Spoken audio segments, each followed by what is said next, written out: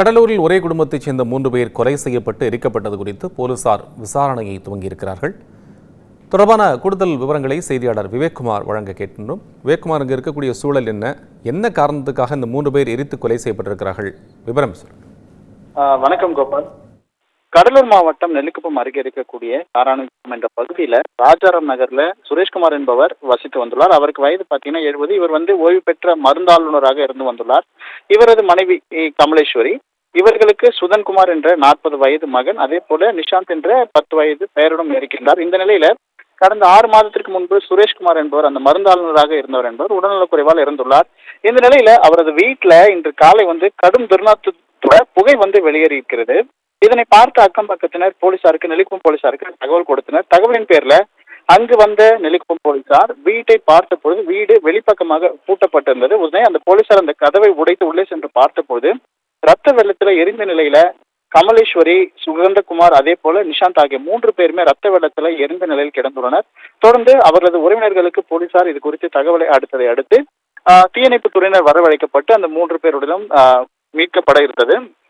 தொடர்ந்து அந்த 3 பேருமே ரத்த வெள்ளத்துல எரியூட்டப்பட்டு கிடந்த சம்பவம் பகுதியில பெரும் பரபரப்பை ஏற்படுத்தியிருக்கு.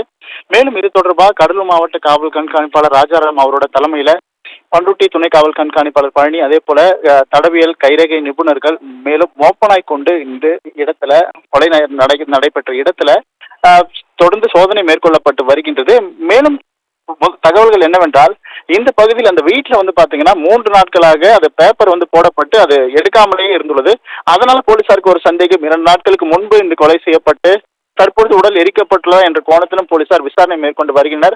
அதே போல இது கொலையா அல்லது வேறு ஏதேனும் காரணமா என்பது குறித்தும் போலீசார் விசாரணை மேற்கொண்டு வருகின்றனர்.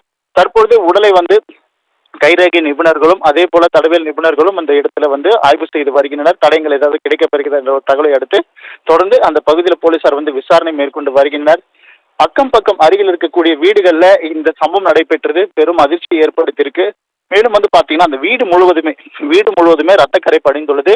ரத்தம் அடித்து தெரிக்கும் பொழுது அந்த வாயிற் பகுதி, கதவு உள்ளிட்ட இடங்கள்ல, கார் உள்ளிட்ட பகுதிகளில் அந்த ரத்தம் சிதறி கிடந்தது பெரும் அதிர்ச்சியை ஏற்படுத்தியிருக்கிறது.